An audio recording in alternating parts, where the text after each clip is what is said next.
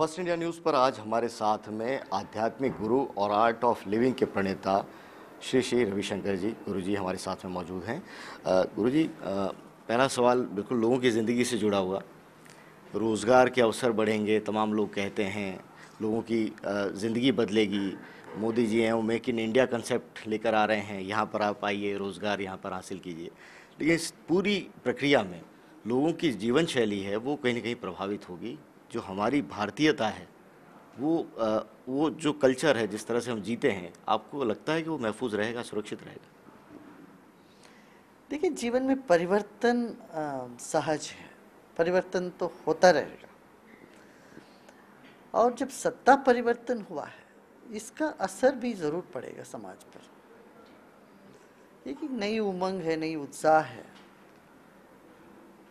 जिस यूथ की ओर आप इशारा कर रहे हैं, जिस यूथ ने सत्ता परिवर्तन में अपनी भूमिका निभाई है, उसको लेकर आप भी काफ़ी वर्क कर रहे हैं, यूथ लीडरशिप को लेकर, उसके बारे में बताइए।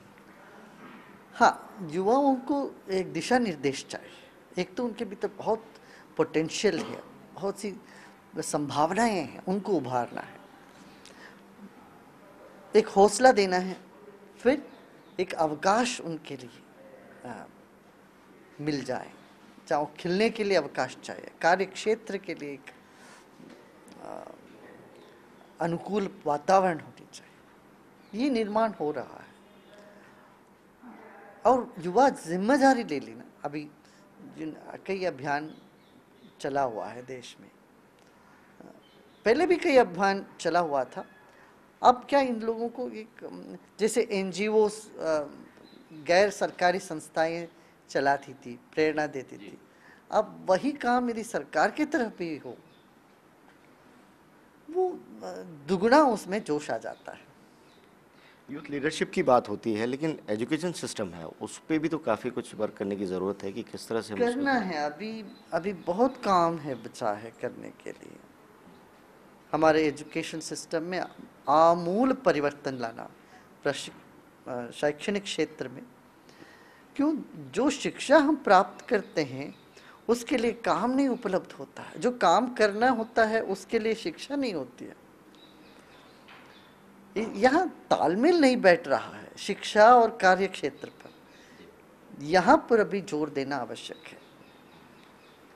उद्योगों की बात हो रही थी, औद्योगिक विकास हो रहा है, रोजगार के अवसर बढ़ रहे हैं, लेकिन आज भी हिंदुस्तान है वो गांवों में बसता है। रूरल डेवलपमेंट के लिए बहुत कुछ काम किए जाने की ज़रूरत है। आपको नहीं लगता कि इस पूरे होड़ में, ग्लोबलाइजेशन की होड़ में, रूरल डेवलपमेंट का इशू है वो कहीं ना कहीं पीछे छूट गया? खेती को प्राधान्यता देना चाहिए और उसका एक सम्मान, मान सम्मान है, वो उसको बरकरार बनाए रखना पड़ेगा। युवाओं में वो स्वाभिमान जगाना जरूरत है। गांव के क्षेत्र में पानी की, बिजली की समस्या है, महिलाओं के लिए समान अधिकार वहाँ नहीं मिल रहा है कई जगह, इसकी समस्या है। और कोई प्लानिंग ही नहीं है, एक योजना है नहीं, वो सब जरूरत है। मुझे कैसा लगता है, आपके भी कई प्रोजेक्ट्स हैं वो चल रहे हैं इस दिशा में, आपको लगता है कि छोटे छोटे प्रयास हैं वो पूरे बदलेंगे, या सरकार को कुछ इनिशिएटिव बहुत सक्रिय रूप से लेनी चाहिए?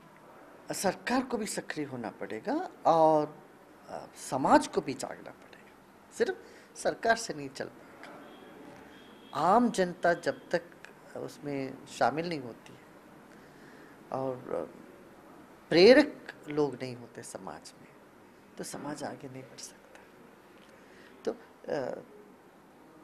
कानून व्यवस्था ठीक होनी चाहिए, ढंग का कानून होना चाहिए एक।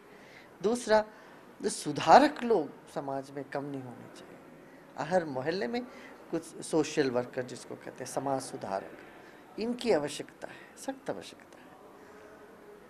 और प्रेरणा स्रोत धार्मिक लोग और सामाजिक कार्यकर्ता, इनमें एक नैतिकता की जोश होनी चाहिए।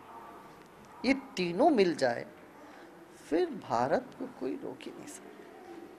इतनी प्रगति कर सकते भारत। सत्ता परिवर्तन जिस तरह से हुआ है, आप जैसे कई लोग हैं इन्होंने अपनी भूमिका निभाई है, लोगों के मन में कुछ नए विचार हैं वो अंकुरित किए हैं। आपको लगता है कि जो कुछ हुआ है और अब हो रहा है वो संतोषजनक है या और कुछ किए जाने की ज़रूरत है? आप सेटिस्फाइड हैं आज की जो स्थिति बनी है? देखिए, संतुष्ट होके बैठना नहीं चाहिए किसी को। संतुष्ट हो जाते हैं तो बैठ जाते हैं। तो काम में लगे रहना चाहिए और करने के लिए बहुत है अभी। शुरुआती हुई है। शुरुआत कैसी रही, किस तरह से देखते हैं शुरुआत? अच्छी है, शुरुआत अच्छी हुई है। अब अधिक से अधिक युवा जुड़े, प्रशिक्षण ले। वो युवा नेतृत्व प्रशिक्षण इनके लिए बहुत आवश्यक है। इसी तरह से जो जो म्युनिसिपल कॉरपोरेशन में जाते हैं और ग्राम पंचायत के, जिला पंचायत के अध्यक्ष होते हैं, इसके सदस्य होते हैं, इनके लिए कहीं भी किसी तरह का ट्रेनिंग नहीं उपलब्ध है। देखिए, आपको किसी भी काम में लगना हो उसके लिए एक प्रशिक्षण होता है। आईएएस के लिए प्रशिक्षण है, पुलिस ऑफिसर बनने के लिए प्रशिक्षण है, पर राजनेताओं के लिए ये प्रशिक्षण है। इसलिए अभी क्या ज़रूरत पड़ गई है कि एक डेमोक्रेटिक प्रोसेस में, प्रजातंत्र में जो अधिकार में आना चाहते हैं या आते हैं, इनके लिए एक ढंग का प्रशिक्षण, गुड गवर्नेंस, सुशिक्षित एक व्यवस्था एक बननी चाहिए, प्रशिक्षण का व्यवस्था। वो मुझे कमी नजर आती है। जिस तरह से काला धन एक इशू, जो पूरा एक इशू बना हुआ था इलेक्शन के अंदर भी और आज भी, आम भारतीय से पूछिए तो वो ये कहता है कि समस्या का क्या निदान है, वो निकल जाना चाहिए। लेकिन पहले पिछली सरकार थी, अब मोदी सरकार है, लेकिन फिर भी काम है वो सुप्रीम कोर्ट को करना पड़ रहा है। क्या कहेंगे? ये दुरदृष्टवश ऐसे हो रहा है। इस सुप्रीम कोर्ट कहने के बाद इन्होंने सब लिस्ट दिया। ये पहले ही दे देते तो इसका क्रेडिट भी ले सकते थे। इससे थोड़ा सा उत्साह में एक चोट तो पहुंची है लोगों को। सुप्रीम कोर्ट कहने से आई तो सुप्रीम कोर्ट को ही यश गया उसका। काला धन को वो पट्टी लिस्ट मंगवाने में, उसको प्रकट करने के लिए जो पार्टियां आगे आनी चाहिए थी, वो किसी भी कारण हो नहीं आई, तो वो एक बैक स्टेप हुआ इससे। को लगता है कभी वो तस्वीर आएगी, काला धन जो इशू तमाम जो लोग उठाते रहे हैं, वो भारत है, वो काला धन वापस आएगा और ये तमाम जो बातें की जाती हैं, क्या ये केवल पॉलिटिकल मूव लगता है? आपने अभी सुना है ना, 370 टन सोना भारत में वापस आ गया स्विट्जरलैंड से। सितंबर एक महीने में 370 टन सोना भारत में वापस है। भारत में तो आ तो गया है कहीं तो इसका असर तो पड़ रहा है, मगर बहुत है अभी करने का काम, बहुत करने का। गुरुजी, आप शांति की बात हमेशा करते आए हैं। मिडिल ईस्ट में जिस तरह के हालात हैं, या फिर आपके जो पूर्वी यूरोप है वो हिंसा की मार से जूझ रहा है, ऐसे में आप जब शांति की बात करते हैं तो ये कहीं ना कहीं बातें लोगों को विचलित भी करती हैं कि गुरुजी अब शांति की बात करते हैं, दुनिया में देखिए क्या हो रहा है। तो किस तरह से देखते हैं उन जो लोग हैं जिनकी मन की शांति विचलित हो रही इन तमाम खबरों से, इन बातों से, उनको क्या मैसेज देते हैं? देखिए, ये परिस्थिति गंभीर है। ये मैं नहीं कह रहा हूँ शांति हो के बैठ जाओ। क्रांतिपूर्ण शांति चाहिए और शांतिपूर्ण क्रांति चाहिए हमें। ये दोनों को अलग नहीं कर सकते हम। और शांति के बगैर जो क्रांति होती है उसमें मूर्खता ज़्यादा बन जाती है, और जो शांति जिसमें क्रांति नहीं है वो किसी काम का नहीं होता। मैं हमेशा कहता हूँ शांतिपूर्ण क्रांति लाना है हमें। अच्छा, मिडिल ईस्ट की जहाँ आप बात कर रहे हैं, मैं अभी जाने वाला भी हूँ इसी महीने, अगले महीने 19 तारीख को। वहाँ पर जून एंड से हमारा काम शुरू हो चुका है। वो यसीडीज जो जनता है वहाँ, जो जनजाति है, उनके ऊपर बहुत अन्याय हो रहा है। उनके महिलाओं को अपहरण कर रहे हैं, 2 लाख लोगों को मार दी गई है। तो इनके 550 फैमिली को हम वहाँ पर अडॉप्ट किए हैं, उनको मदद वगैरह कुछ दे रहे। हमारा वॉलंटियर सब काम कर रहे हैं, पानी उनकी जो उनके कैंप्स में जाके काम कर रहे हैं, उसका निरीक्षण करने हम जा रहे हैं। देखिए, कोई लोग ये आईएस के लोग गन लेके घूम रहे हैं, हम तो नहीं ले सकते हैं, वो सरकार को करना पड़ेगा।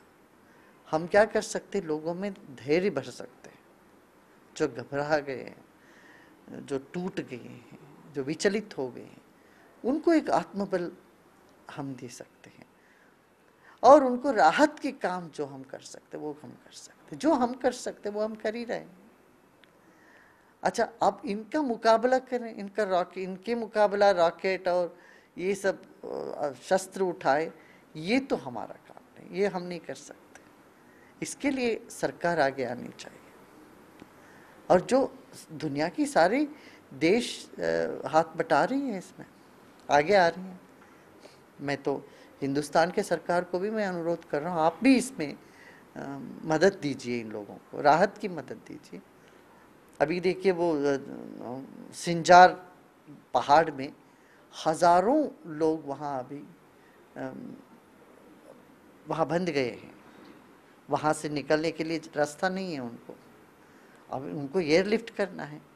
अब अमेरिका में हम थे पिछले हफ्ते, तो येसिडीज के जो मुख्य धर्मगुरु और अन्य लोग हमको मिलने आए वहाँ से, तो उनकी जो कहानी आप सुनते ही आपको लगता है कि भाई क्या अमानुष्य कृत्य हो रहा, माने राक्षसी प्रवृत्ति के जो ये लोग हैं इस तरह से हिंसा फैला रहे हैं, और दुनिया की सहानुभूति इनके साथ जरूरी है। तो हम जितना हमसे हो सकता है, जिस ढंग से हम कर सकते वो कर रहे हैं।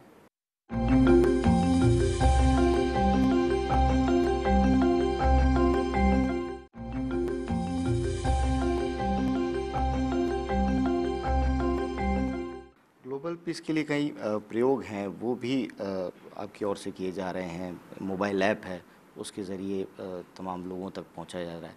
ये क्या स्कीम है और किस तरह का प्रोजेक्ट है आप लेके चल रहे हैं? ये हमारे कई स्कीम है, कई प्रोजेक्ट हैं युवाओं के जरिए। हाँ, ये सारे प्रोजेक्ट चल रहे हैं जगह जगह। ये तो लोगों को देखते हैं आप किस तरह से सहयोग कर सकते हो दुनिया में शांति लाने के लिए। जिन जिन की योग्यता जिस क्षेत्र में है, उस क्षेत्र में वो लोग आगे बढ़े। कोई डॉक्टर है, कोई लेखक है। देखिए, अभी यहाँ पर भी जो लिखते हैं जर्नलिस्ट, अभी कुछ एक दंगा हो गया, छोटा सा घटना हो गई कहीं पर, उसको इतना बड़ा चढ़ा के लिख देते, सारे यहाँ के लोग घबराए हुए हैं, सब लोग घर छोड़ के भाग रहे। इस तरह से थोड़ा जर्नलिस्ट इसको जब बड़ा चढ़ा के लिख देते हैं, हम किसी न किसी तरह से ये जो आतंकवादी ताकतों को निमंत्रण दे रहे हैं, ये नहीं करना चाहिए। रिस्पॉन्सिबल जर्नलिज्म होनी चाहिए। आपको ये लगता है कि महाराज की जो निस्तेज सरकारें होती हैं, उनको जगाने के लिए अगर चीज़ों को उसकी संवेदनशीलता के मुताबिक अगर उसको पेश किया जाए, तो उसमें गलत क्या है? सरकार तुरंत एक्शन ले इस बारे में?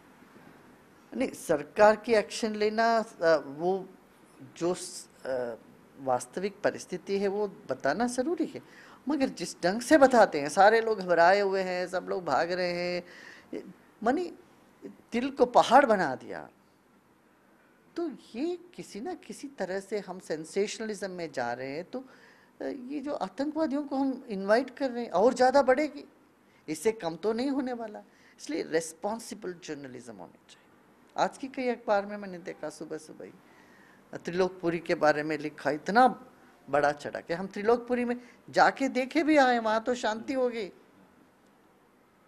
हमारे लोग वहां काम भी कर रहे हैं, मगर उसको इतना बड़ा चढ़ा के लिख देते हैं।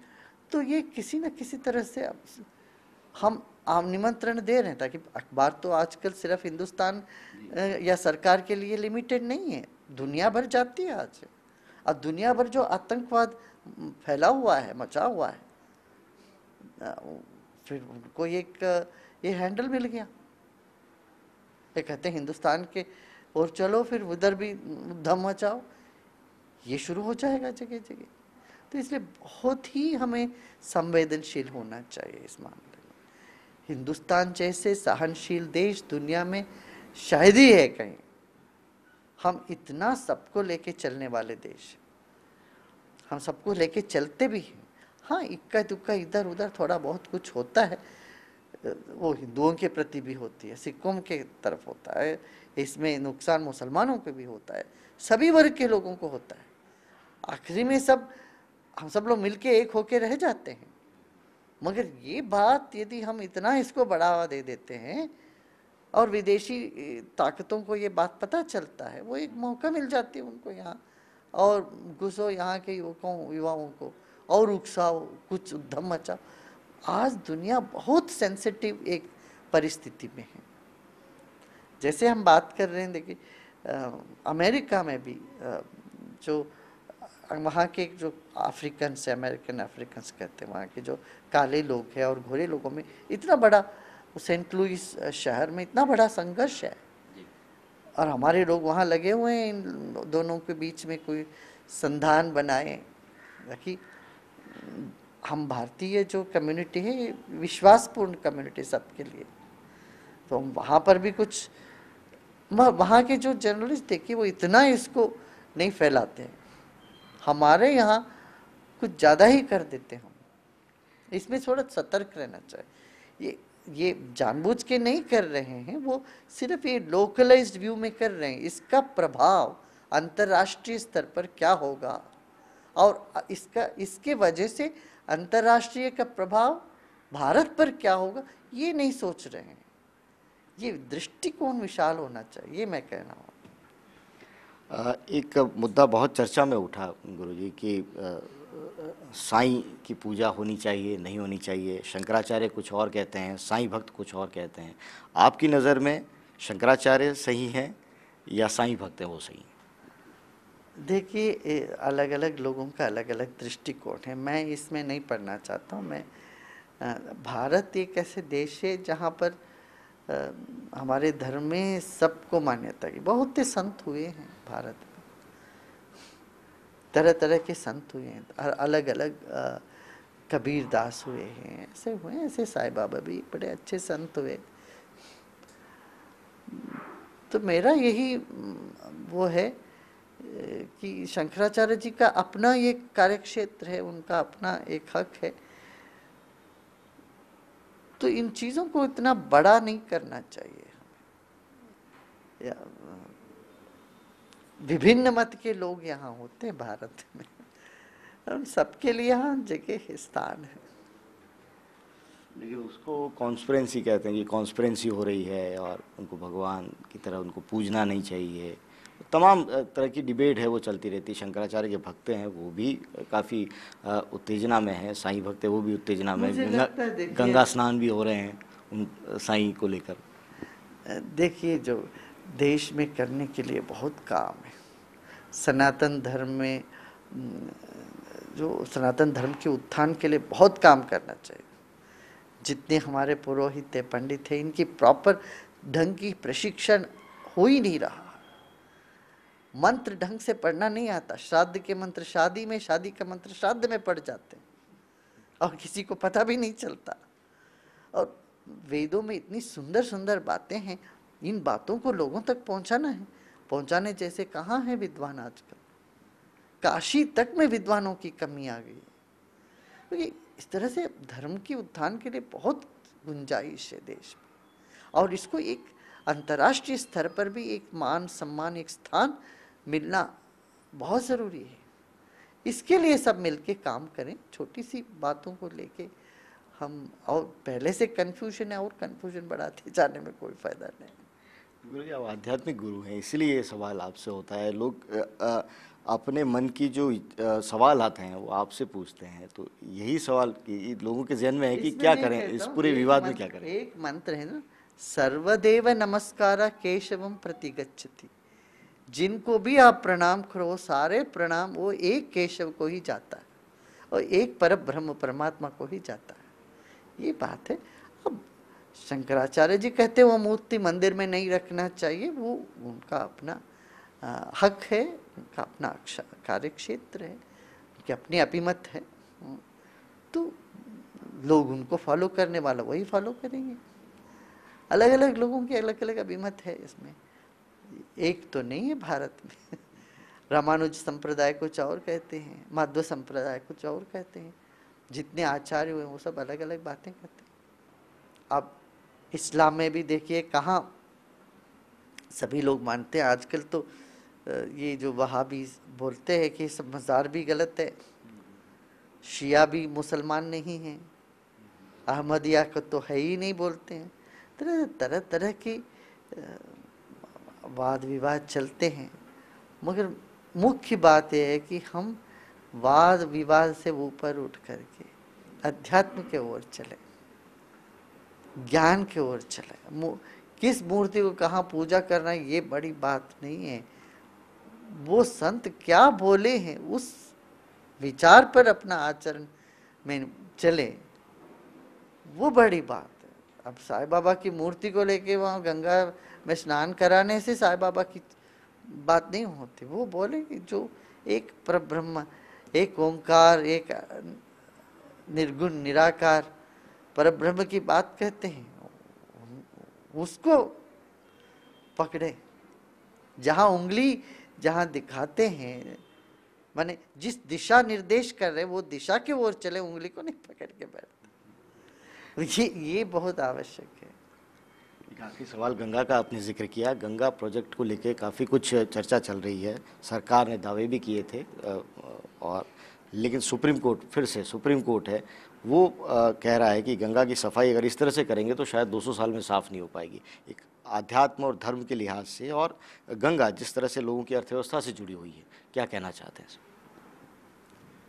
गंगा की सफाई पहले जमुना जी से शुरू करें। दिल्ली में 18 नाले हैं जो जमुना में गिर रही है।